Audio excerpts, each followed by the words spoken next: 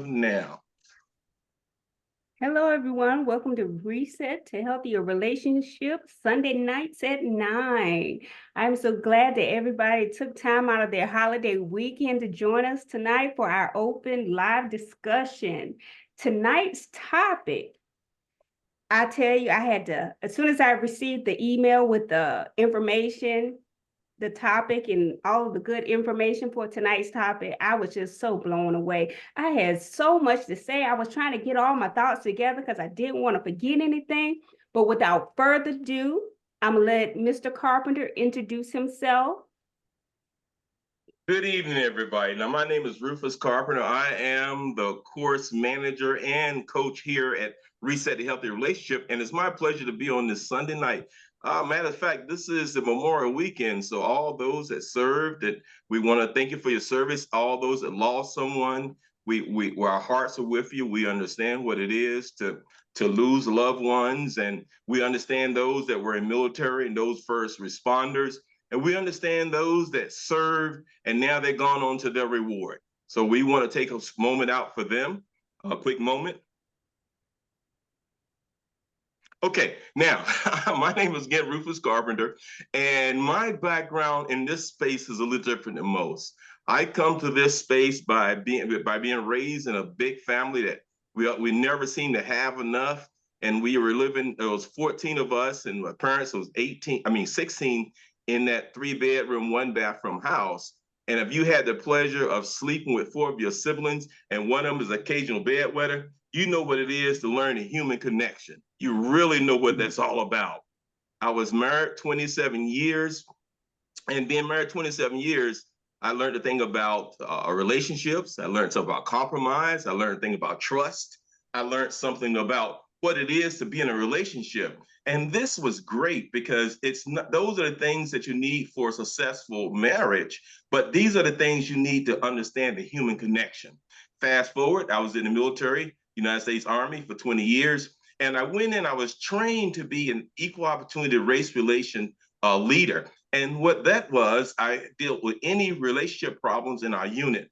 And I had the responsibility of being the first one to take those complaints or anything dealing with race or relationships. So I had a good time with that. And that gave me a solid background in the race relations field and human resources in that field.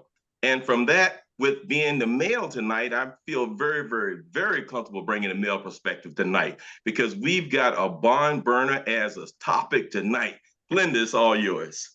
Okay, so the topic of tonight, everyone, is how to say goodbye to on and off relationships. Now, I'll tell you, when you think about on and off relationships, they can be extremely draining and confusing. Many of us have been there, unsure if we should stay or leave. Tonight, let's explore how to say goodbye to these toxic relationships for the good, and the importance of friendship and romance in our relationships.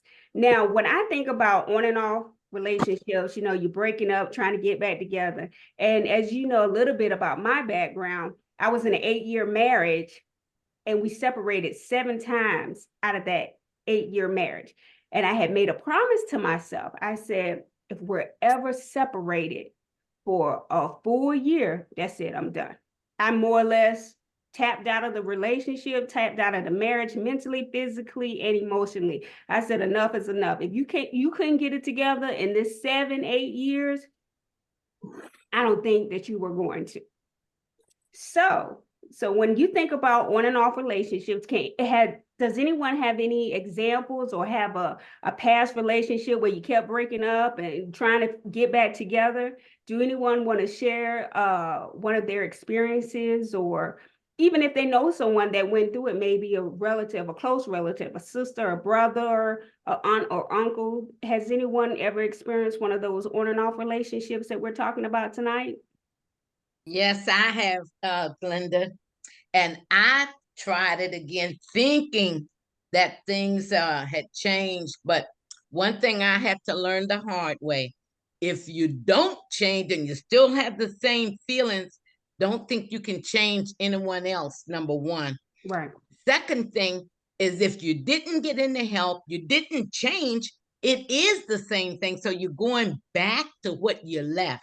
So, and you have to be careful too about, especially if you're the one that's leaving the relationship, because the other person, you don't know how they're going to receive it. They may get violent, they may get nasty, they may, you know, it may be a negative thing. So my thing is walking away from a relationship. If you're going to do it, be prepared, and don't start seeing somebody else while you're in the relationship, Exactly. planning on leaving. Get all that out of the way before you start something else. I will agree with you on that. Do not start a new relationship while you're in that mess, even if it's Right. on again and off again, because you know you don't want the innocent to get hurt, and you're really already not sure how this is going to play out, because you probably still have feelings for the person that you're having this tug of war with. And then to bring somebody in brand new, it's like, I thought you took care of all your bad laundry, all this bad stuff before I even came in. You like, yeah, but no, Get your house in order before you start a new relationship. Yes. And then take some me time to get yourself together before you even think about starting a relationship. Because if you're not delivered and your mind is not totally free of what you just came out of, you're not going to go into a new relationship with the expectation of it being successful and positive.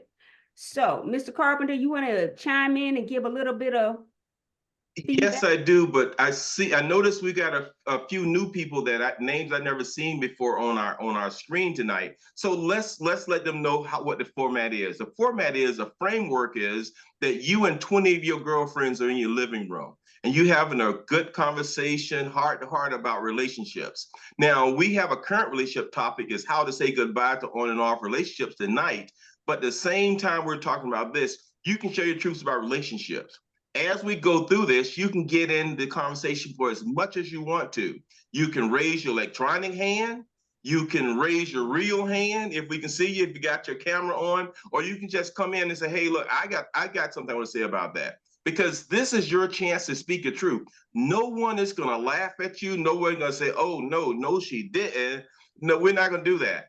What this is a chance for you to go ahead and speak your truth and let us know, because you don't know who you're helping.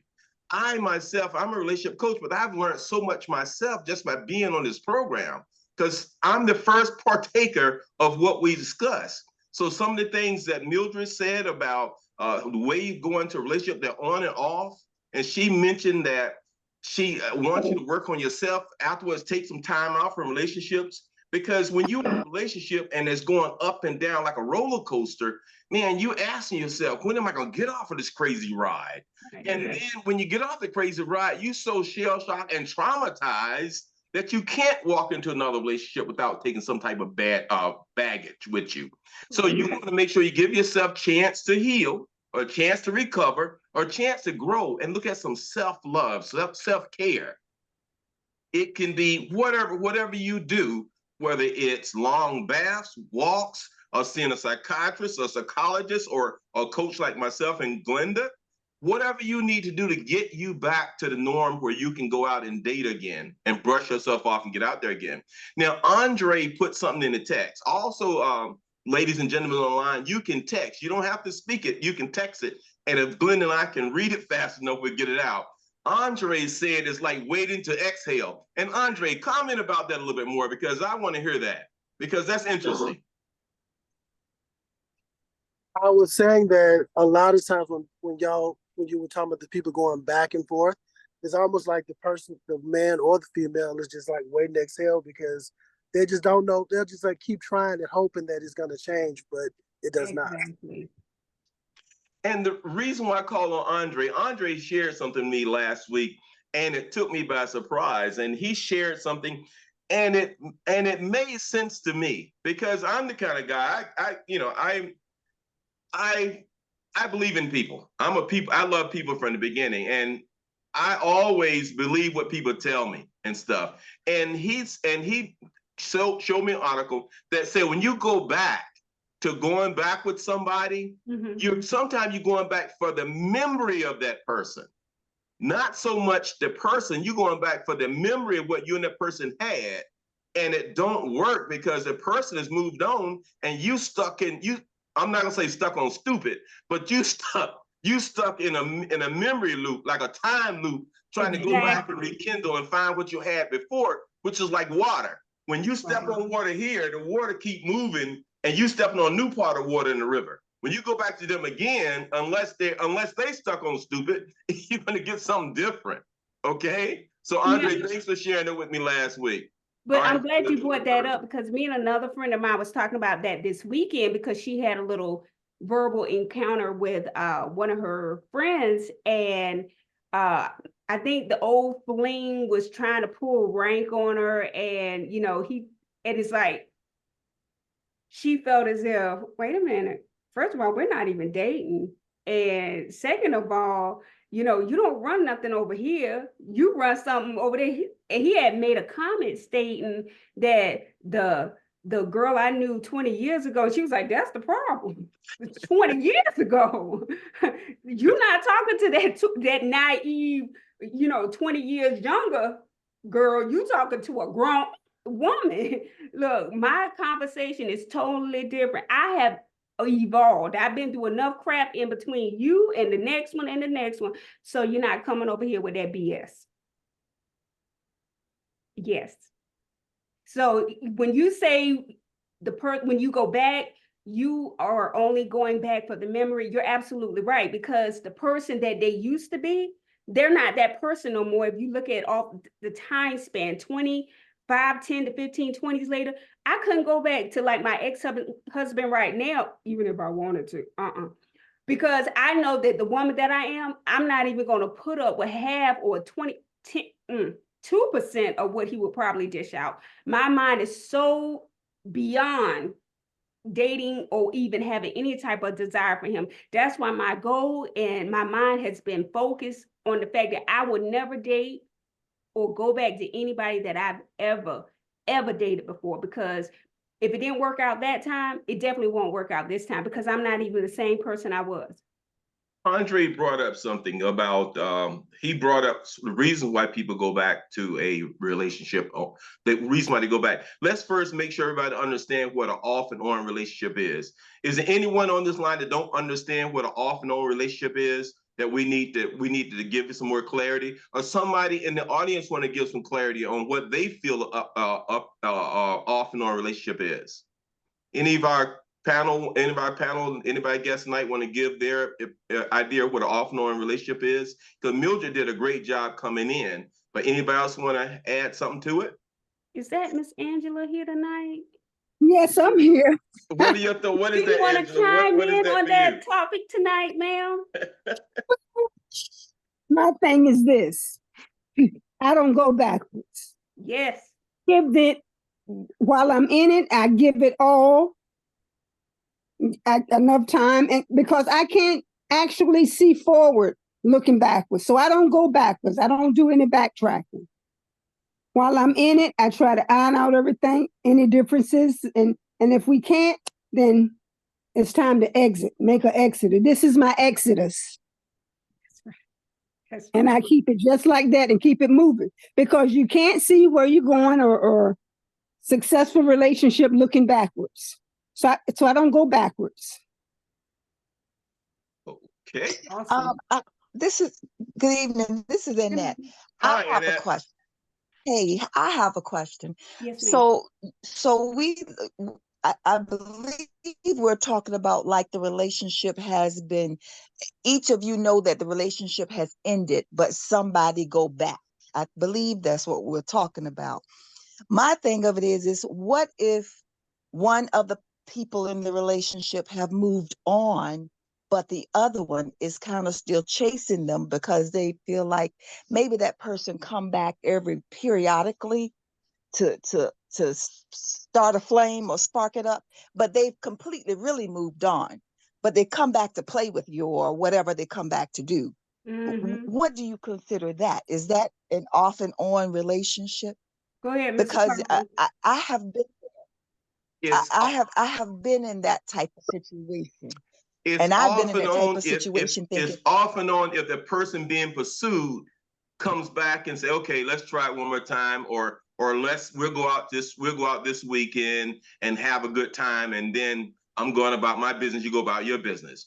That on and off means coming back. Like you had somebody that you were really, really strong on, and they were strong on you, and they got cold for whatever reason. You went your way and they went their way. And then somewhere up the road, you guys meet in Walmart and say, hey, John, what you doing tonight? Nothing. Oh, let's get together and share a pizza. And the pizza, the next morning, y'all have breakfast at the same spot. You know, that's kind of stuff is off and on. That's the off and on stuff. Sometimes they catch you at the right time, or you're in the wrong place at the right time, and you guys get caught up again. And I think Andre called it an entanglement. That's what Andre called it. And that going on and on. When that going on and on happens, that's when it becomes an off and on relationship. You know that you got that person in your hip pocket. I can call him or her on Sunday night. This time Sunday night, hey, look, I just got off of 9 at 9. And, you know, they got me thinking about me and your relationship. Can we get one more chance? I tell you what, I'll be in your house in 15 minutes. No, and then at you 9 go and o'clock, start he the ain't trying to give conversation. it a chance one more chance at 9 p.m. He's That's a trying to give booty him one more call. chance. Trust me. Girl, I'm so That's a glad you booty said call. that. Go I'm ahead, so You glad. got to know the difference. Go ahead. Who's that? Angela? I said that's a booty call. Yes, Hey, that's one more exactly again, what ain't it it? is. The whole day done went by, and he only want to talk to you at 9 o'clock at night. Hey, that's one more time, isn't it? That's what I'm saying. Brush your hands with that and keep it moving. That's right. But Mr. You Carpenter, don't you waste didn't time miss there. the thing. What now? I said, I Mr. said, Carpenter, don't waste. go ahead, Angela. I'm done. Annette? Annette, do we answer your question, Annette, or No, we you didn't we must answer go it. order some? well, No, you didn't. really and truly, you went another way, because Explain again. what I was saying was different from what you said. However, I understand it, so we can go on. We can move on. Yeah, because I think You can yours go was on. more giving the person a second chance, not so much that the person that you're being pursued by your past lover and you wasn't giving in is what you're saying, correct, Annette? No. No. What were you saying? Explain it, because I want Well, to get it She before we is move on. already in another relationship, sir. That's the part you miss. Okay, but the guy's still Yes. chasing her. Right. Yeah. Okay, I just want to make sure I Because understood he was still chasing. That's Who's coming that? back and playing the game. Okay, Because but the individual has really moved on. However, but they come back because they can still keep playing the game. They want a booty call. That's it. But they're not in love. They're not in love or anything. They just, maybe it is the booty call, or maybe it's just the fact that they can play the game. But they're going on. However, I have been in that situation where I have been the stuck on stupid, where I've been the one that has allowed that to happen. Right. Because I've been in this situation in my mind, well, I can change them based on what you guys have said, based on the memory of what they were to me. But that was gone. I saw the memory. They just saw a fool. So it was a difference. Okay, we got that part down packed, so we can talk about why do people stay in those type of relationships? Go ahead, Glenda. Why do people stay in those type of relationships, Glenda? Well, for some, as I've heard on the call so far, is the memory, and sometimes it's the fear of being alone, the hope of wanting the other person to change, or I can change the person. Like Annette just said. And then the time and the emotional investment that you have put into the relationship. Those are some of the reasons why you would keep tolerating that on again, off again. I know that for myself in my marriage, it was more so for religious reason, because I wanted to get out 6 months after we got married. I said, oh no, this is not what I signed up for. But because I had got saved after I was married, the church speaks against, marriage, and,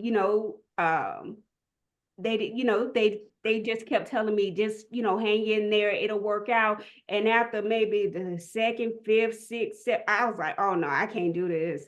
I don't think that this is what God has in store for me, because there has to be a better way. But I more so did it for religious reasons, because my mind had tapped out long before, because he was a habitual offender. He would always neglect his family, and he wasn't a good provider. I was just there to be the mother of his children and to have sex and, cook a meal here and there. But the rest of the time he was out in the street, hanging out with his friends and hanging out with his cousins. It was always somebody else before his family. But, after a while, that light bulb went off. I stopped being stuck on stupid. I got out of there. But I don't encourage or promote anybody to get a divorce as your way out. But that was just my way of getting out, because I had exhausted every other avenue. We tried to go to counseling. He went with me one time. I tried to talk to him. I even talked to family members. They give you more excuses, and oh no, you're not in this. I am. So, when it comes to even to who you can talk to when you're having trouble with those on and off relations, you have to be selective in that as well, because you need to speak to someone that doesn't have a biased opinion. Sometimes your friends and family, especially somebody that knows both of you, you may not get a good answer. You may not get good feedback when it comes to talking to your friends and family, because sometimes if they've never been through it, what can you tell me? Mr. Carpenter? Okay, Andre brought up something on his thing. Andre said it's upbringing. Sometimes we realize, and that takes us back to the law of first mention, first understanding. And a lot of us, we were taught our attachment styles as how we love and how we accept love and what we accept in a love relationship. We learn it from our first memory, or first time we saw it. And a lot of us, that's with our parents. The first time we saw or got involved in loving or a loving relationship was our parents. So when you see your parents, when the mom is taking more stuff off the dad that she shouldn't take, and the relationship goes on and on and on, dad beats her up and she accepts it, she don't leave, or the dad never comes home, or the dad spend all the money. And if you the child and you see that, that's part of the way you're raised. And sometimes that become a pattern in your family and your family's family. So what Andre was saying is how you raise, and that has a lot of truth to do with it. And we did something a few weeks back called attachment styles. And your attachment style is based on what you saw in your home, in your family home, how you're raised. So Andre, you're right about that. Matter of fact, this is the subject we're doing tonight is nothing new. As a matter of fact, on the day I heard a song by Patti LaBelle and Ron Osley talking about it's time to go solo. And Patti said some good things. Patti said, it may not be about the love. I'm better off being alone, going solo, so it's time to end.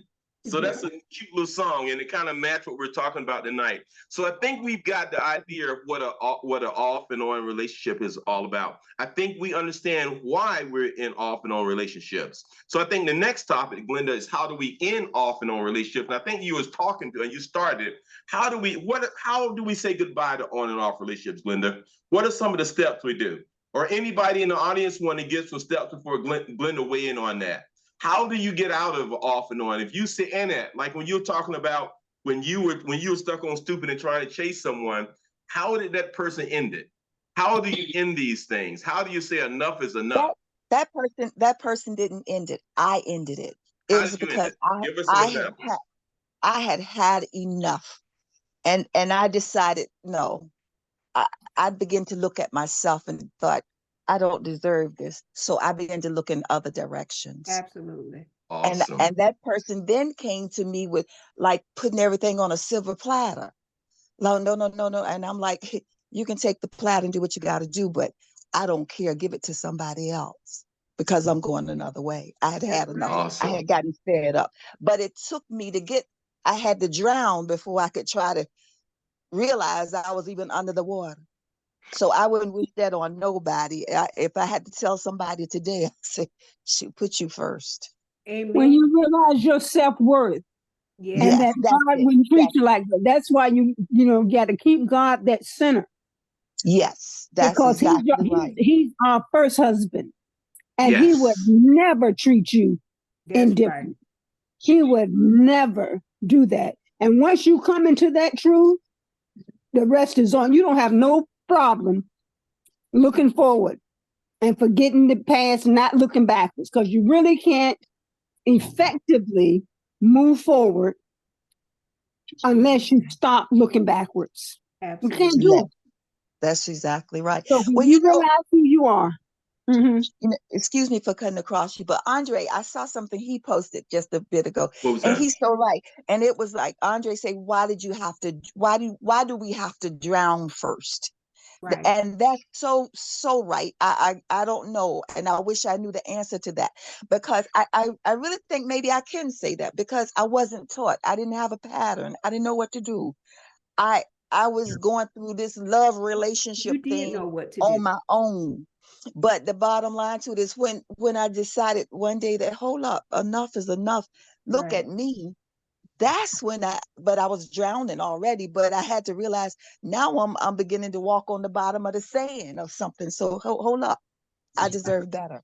Right. But you knew what to do all along. It's just that you just decided to do it late in the game. So it was nothing You're but right. a lesson learned. You're But right. That is but true. I gotta disagree with you on that, Glenda. Then I'll let someone else. I think Mildred was gonna talk next. Okay. But Right. Okay. sometimes we don't know what to do. Some of us are babes in this. We may have ages, and we might be some 30, 40, 50-year-old people, but a lot of us are babes. We don't really know. We never learned love. We didn't learn it from church. We didn't learn it from home, because two of the places we mess up the most is our finances and relationships. And they don't teach that in churches or where we go. We get these things on the fly. A lot of parents don't teach you this. So we no, you learn don't. on the fly. We learn after somebody then traumatized us. So sometimes this is why it's very important that Glenn and I decided to do this Sunday night at 9 as a free to the community, because we want somewhere that you can come and you can speak your truth. You can talk to men and women here, and you can actually bring out what's actually on your mind.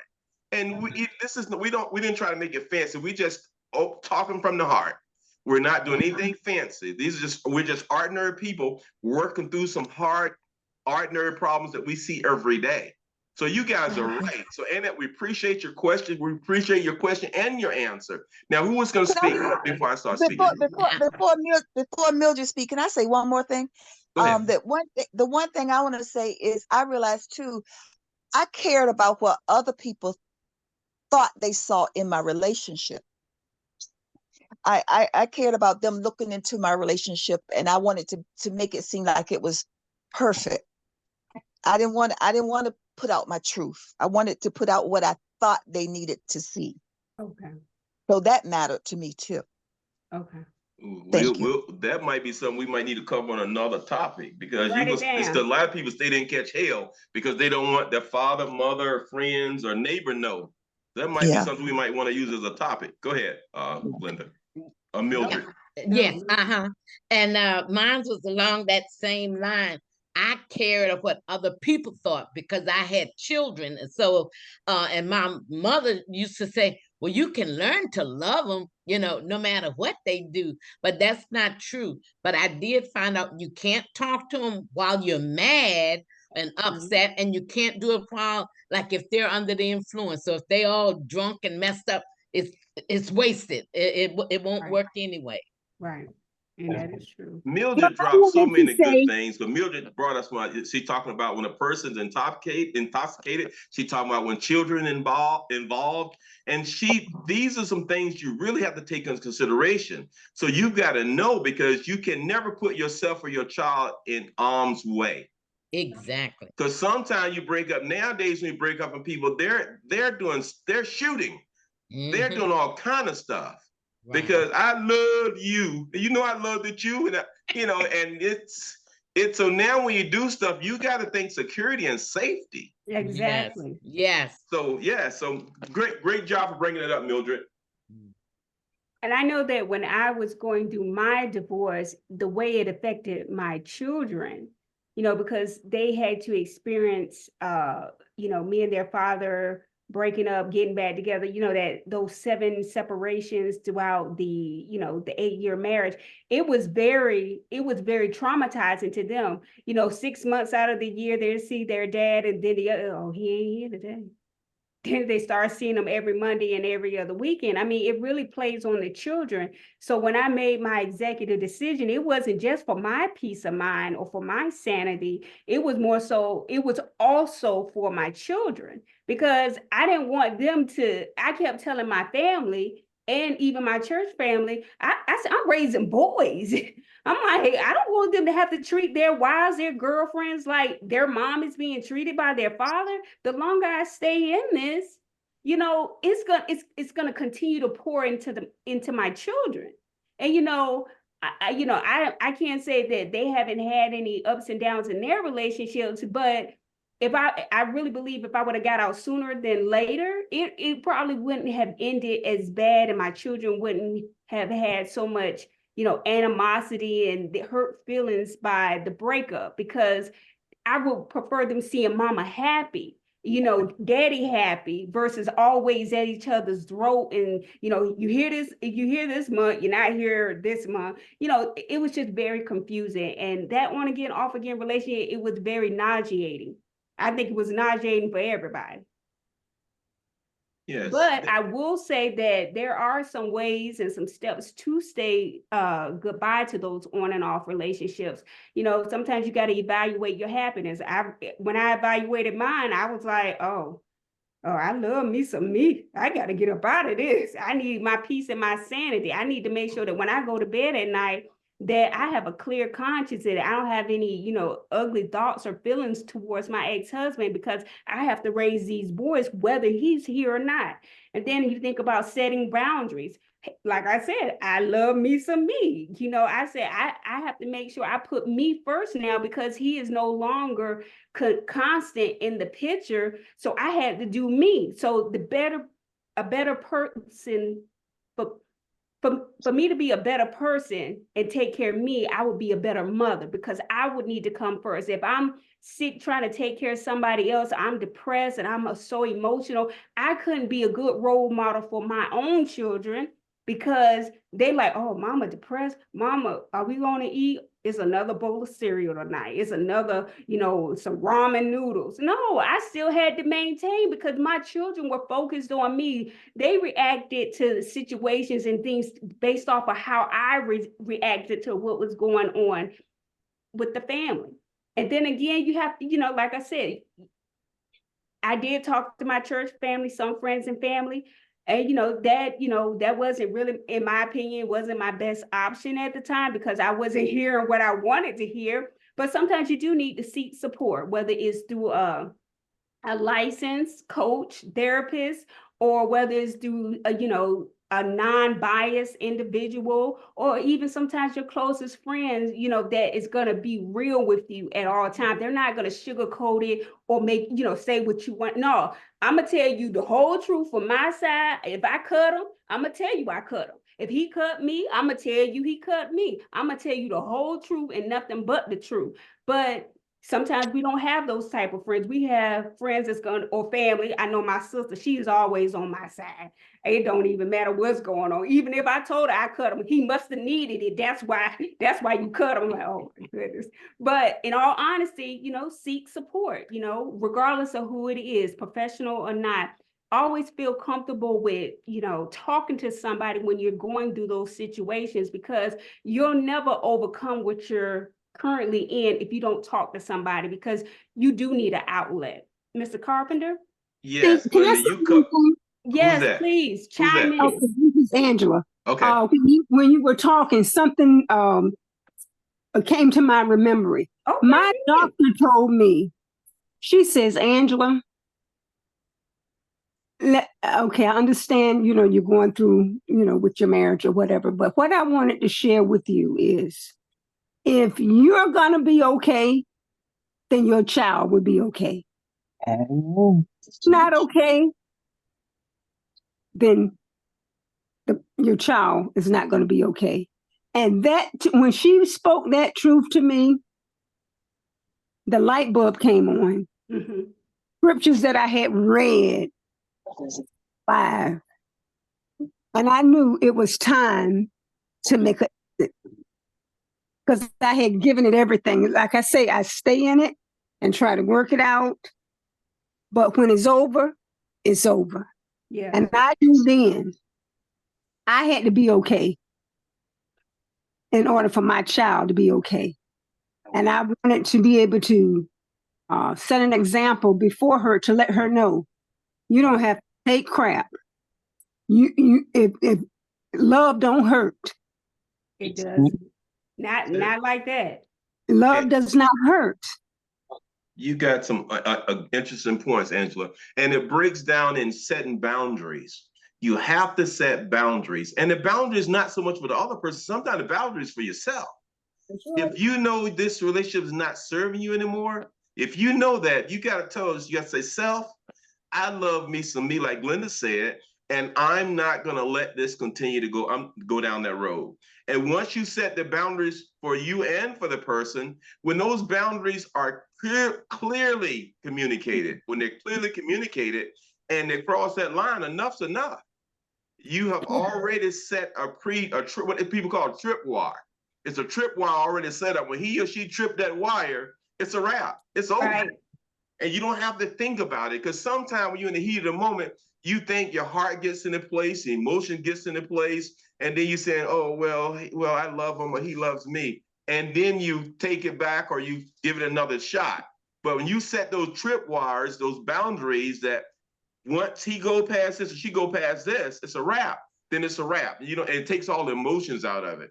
Because some of the stuff we're talking about is head decisions and some are heart decisions. So if you stick in your heart with all these things we talk about, you might be in trouble. You might be setting yourself up for a failure down the road. But when you put your heart and your head together, then it's easier to make and walk a straight line in this. We talked about how to get out, how to say goodbye to that. Now, this example of it, for instance, if you got clothes in the closet that's been there for years and they don't fit you anymore, you get rid of them. You throw them out. If it don't fit, don't serve you anymore. And I'm not saying relationships are like that, but relationships can feel like clothes that don't fit. When they don't fit, I sell mine. you got to move. What, Glenda? I sell my clothes when they don't fit. Well, you can sell them, tell your girlfriends, hey, Johnny is an awesome dude, but he just ain't the right man for me. You might need to give him a try. Okay. Look, and my girlfriend can tell me, I don't want your problems. I'm just having fun. Anybody we haven't heard from that want to weigh into this before we go into the next part of this? Me. Go ahead. Who's that? I throw my clothes away. Andrea. So men that don't mean me no good no more, they go right to the trash. It can be somebody else's problem. To the trash. I don't sell none of it. That's no memory. It. No memory. That's it. Thank you so much, Andrea. So Andrea, you say you got the best they had to give. A trash can. A trash can. If the garment doesn't feel good to me no more, if it don't fit, don't compliment, bye-bye, waste. Then you have a great exit plan. I'm telling you. He's very nonchalant and straight to the point. It works. Awesome. I know, right? Go ahead, Miss Barbara. You want to say something, Miss Barbara, because your light lit up? No. Okay, because your light lit up. I want to make sure we took care of you. Okay, but that's awesome. You guys have brought out some good points, and we're about at the 38-minute mark. So we've got a few more minutes we can go into this. So now we're going to go into this. If everybody kind of got this part straight, I think we want to talk about friendships, the role of friendship in romance. Mr. Carpenter, can I say something, please? Yes. Yes, who's speaking? My name is Alice. Hey, Alice, how you doing? I'm doing well. I was listening, and I think the biggest problem that most of us have is prioritizing ourselves. Yes. When we prioritize us, then we can learn. Well, we prioritize us, we learn to love ourselves for who we are, not trying to change anything or make ourselves better for someone else, but just love who we are in the place that we're in. And, you know, if you want to do something different, you want to do better for yourself, you do it for yourself. And then once you learn how to love yourself fully, then you can put yourself out there. But when you put yourself out there, you're not going to go for anything. So it's not that on again, off again, because it's like, excuse me? Oh, no, sir. Goodbye. But thank y'all. I appreciate it. Oh, we appreciate it. Well, in relationship counseling, we call it empty cup. When you don't put yourself first, or you don't look out for yourself, or you don't do that self-love, we say you're an empty cup. And an empty cup cannot fill you. The empty cup cannot pour into anybody else because you're empty. So it's hard for you to pour into anybody else's life because you don't have anything to give. You haven't given anything to yourself to pour into somebody else's cup. Because a relationship is two people. And both of you have to work together on that relationship, because when relationships are bad, it's not a relationship. It's one or both people in a relationship is bad. The relationship is great. It's just one of the partners aren't on board, or one of the partners having problems. And sometimes you have to be able to recognize when your partner needs help. And sometimes you might not need to help your partners because some people don't know how to ask for help. And they'll drown by themselves and won't holler, help me. They'll just drown. You are correct. But in the same vein, that partner can also drag you down, and now both of y'all drowning, and somebody need to throw a rafter, but it ain't nobody on the shore. So, sir, no sir. Yep, you guys bringing a lot of good songs into play tonight, because there was a song called Harry Hippie by Bobby Womack. And one line that is too much weight to carry. He put Harry down. Harry became too much weight to carry, so he had to put Harry down. So you're correct. That's some of the old songs had a lot of wisdom in it back in the day. Before rap, there were some songs that really had a lot of thoughts in them, and that was great. All right, moving right along. Let's talk about friendship and relationships, Glenda. All right, friendships and relationship. Let's see. Well, friendships are powerful, and they are the foundation of a good relationship, romantic relationship. It brings trust, understanding, and if you have shared interests. So when you think about trust and understanding, I guess what Mr. Carpenter always says, something's wrong with your selection process. So when you make your when you make your selection, you really need to make sure the person that you decide to be in a relationship with, even as far as going into marriage, that he or she is your friend. You have similar interests, because if one likes to go to church and the other one doesn't, it's going to eventually be a conflict.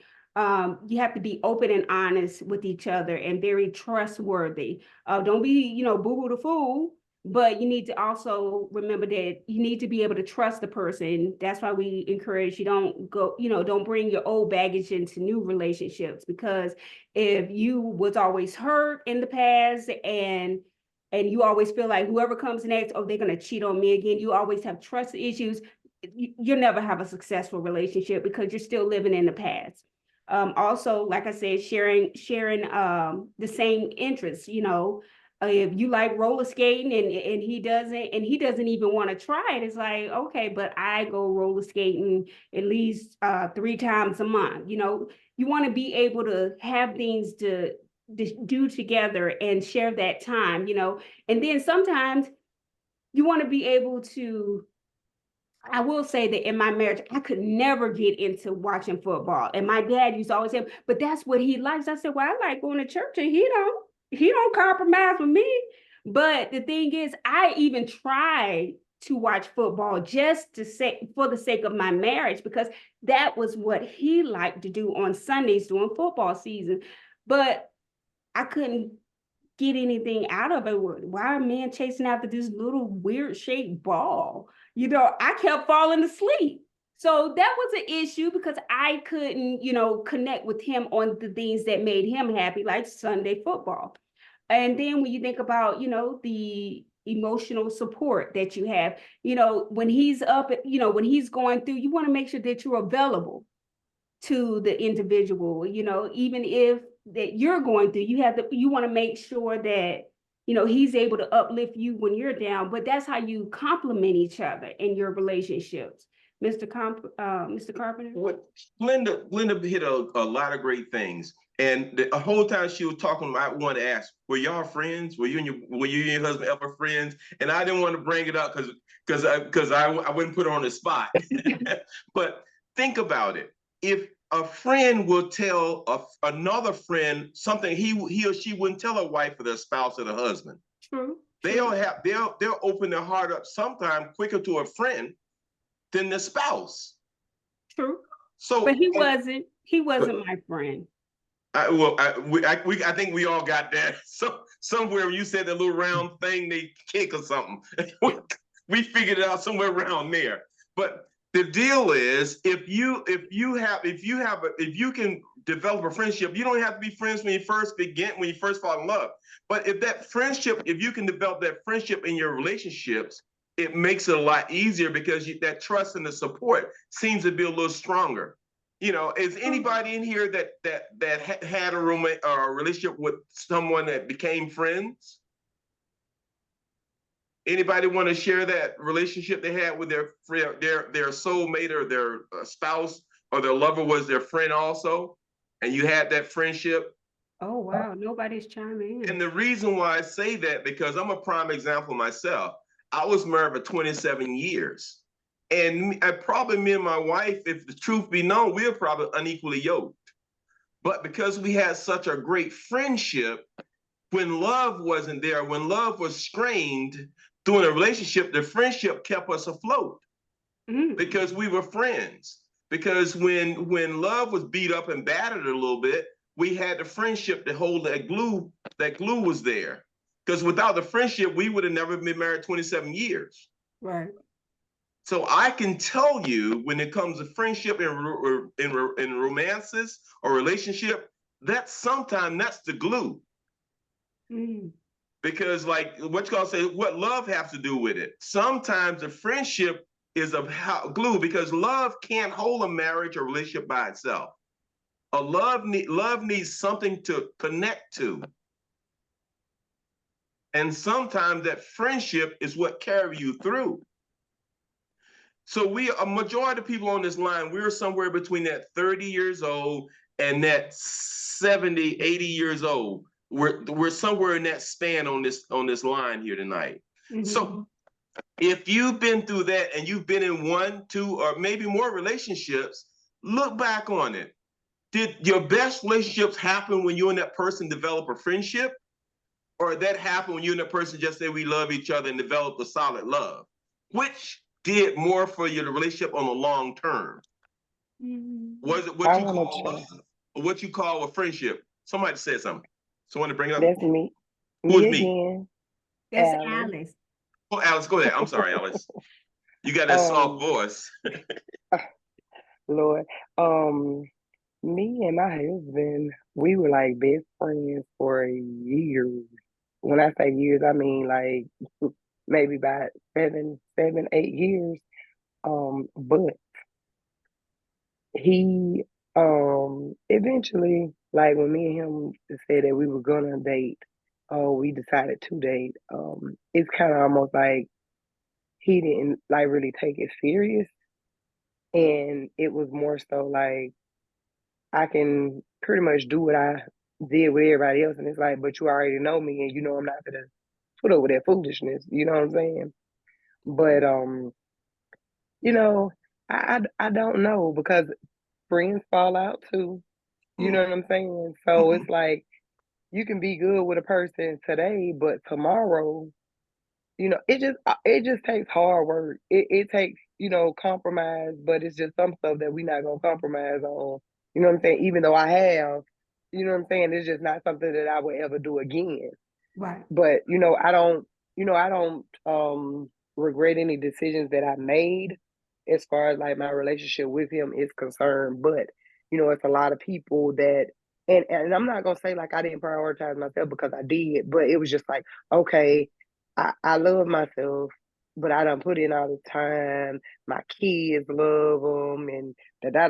You know what I'm saying? I was making excuses for him, trying to keep him in, I guess, their life, because they were the ones that was so like, no. And then it was just like, okay, well, we're gonna try it one more time. If it don't work this time, then you know what I'm saying? But I mean, honey, it no, no. Can But I I ask mean, it's just can I ask you a question? saying, You don't have to answer if you don't want to. I You still married will. to this person?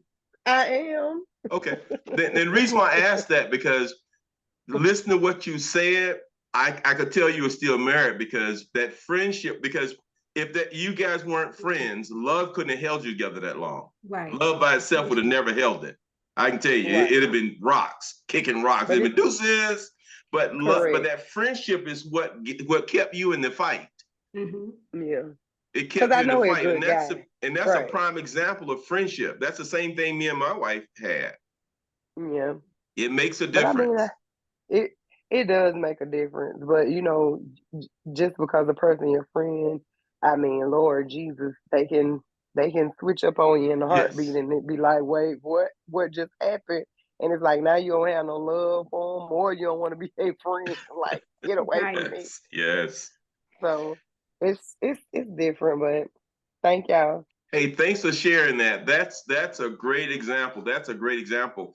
And we're coming out. We're coming out to the last few minutes of the show. And anybody want to add anything that they want, a question, anything they want to discuss? Because we're going to wind this up. We're going to take it on home. If you have something, what's somebody that's going on in the chat? Can you read it, Glenda? Let's see. Anybody got anything in the chat that you need to bring out? Anything in the chat we need to cover? Well, Andre said, I would rather keep a friend. Okay, Francis said, I'd rather keep a friend than lose a lover, and keep a lover. Oh, I didn't get Miss Francis. Can you say that for us, because I didn't quite read it? Can I hear you say that for us? Yes, I said I'd rather keep a friend and lose a lover than keeping a lover and lose a friend. I agree with you. That's a prime example of what we were saying. Well stated, Ms. Francis. I appreciate that. Well stated. Because this being a friend is a powerful thing. Yes. A powerful thing. And when you can have it together, a friend, a lover, and a friend all in one, you have got something that's stand this test of time. We're rolling this out. Glenda, you want to say anything before you want to close us out? No, I don't want to close us out, but I do. I don't know. Can anyone see the chat on their end? Because I put our mission statement in it, and I do always encourage everyone to join our public Facebook page. I know that you guys can't see the handout, so I didn't add it tonight. But can you see the other information that was put in the chat? Other than the conversations. What other information? The mission statement. Do you see the mission statement that I put in? It'll be at the very top, because I put it in before anybody signed on. At the top. It'll be like the first message, the very first message. No, I don't see it. All right, that's something we got to work on, Mr. Carpenter. But I really thank everyone for tuning in on this holiday weekend. It has been a pleasure. I want to make a confession. I was thinking that maybe we should have canceled because it was a holiday weekend. But Mr. Carpenter, he was like, no. So I had to respect my boss's wishes. Is she the boss, or she said I'm the boss? Okay. All right. Remember that. I am so glad, because we have so many online tonight. I am just so ecstatic about it. And even some of my VIP people are on tonight, and I'm just so excited about that. I just love the support. I love all of the positive. and the negative feedback. My sister, she's always telling me what to do and not to do. You need to change this up. Okay, yes, ma'am. But I mean, I just love your consistency and chiming in every Sunday night, because I know you could be doing something else, like going to bed and to get yourself, planning to get yourself ready for the work week. But since it was a holiday, hopefully most of us are off, and you'll be spending time with your family and enjoying each other at the cookouts, or even having dinner at the house. But I know that it was a huge sacrifice. But Mr. Carpenter, if you don't mind closing us out for tonight. Okay, everybody, we thank you for being here. Now, remember, this is what we record tonight will be on YouTube Wednesday.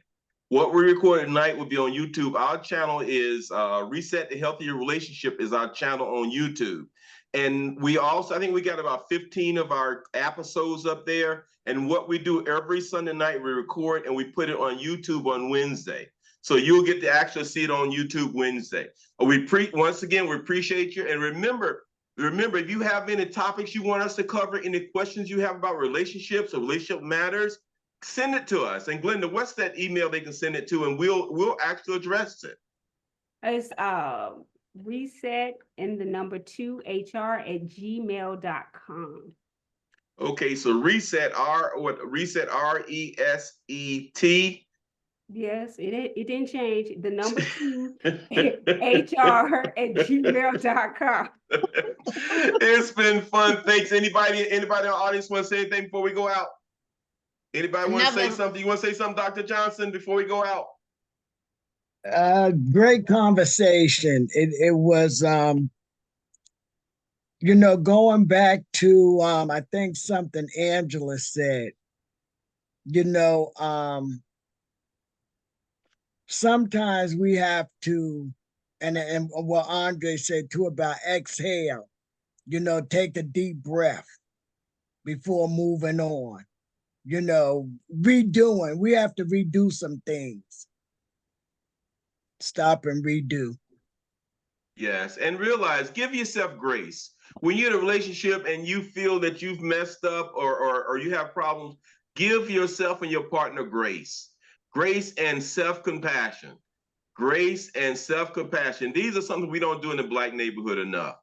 Grace. Grace is a wonderful thing. Everybody, it's been fun. See you next week, 9 o'clock, Sunday nights at 9. Thank you again for being a part of the night, and enjoy the rest of your weekend. And if you served in the military or first responder, we want to say thank you for your service. And if someone from your family was a serious worker in church or whatever, and now they're going on to get their reward in heaven, we want to acknowledge those people too. All right. Good night, everybody.